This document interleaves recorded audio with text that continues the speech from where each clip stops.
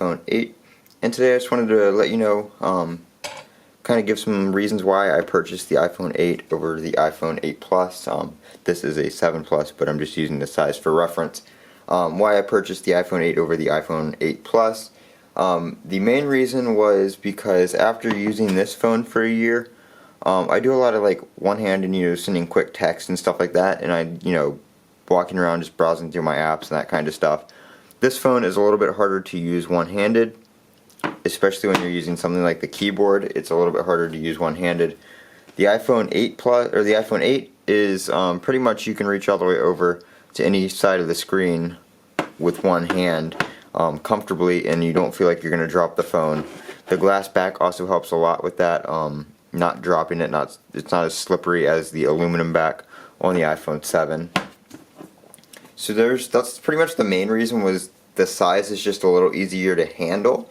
There are some things where having the bigger screen gives you an advantage, and there's some reasons, having the smaller screen gives you an advantage, so I just weighed those options and, decided I wanted to try out a smaller form factor, because I was also using a phone like the OnePlus 5 before the iPhone 8.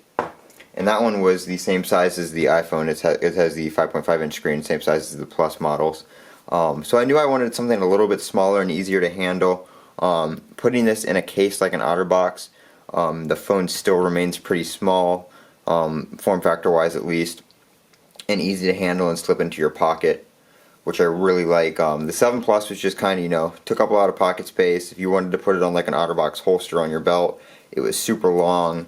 Stuff like that. So overall, just basic size and ease of use with the 8 was one of the main reasons. Another reason was I don't do a lot of content consumption on this. I don't watch movies on my phone. I don't really watch YouTube on my phone unless I'm like out and about.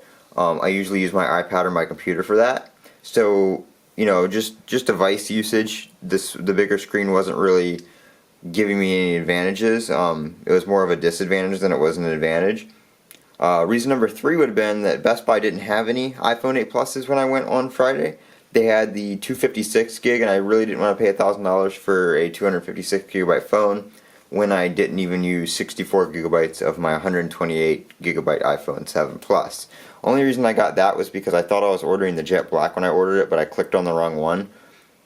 So I ended up with the matte black and 128 gigabytes instead of the jet black and 128 gigabytes, because that one only came in 128.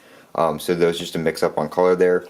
After seeing how bad that one scratched, I'm really glad I got this one, because this one pretty much hasn't scratched at all. Those are just like fingerprint marks and stuff like that that need to be wiped off.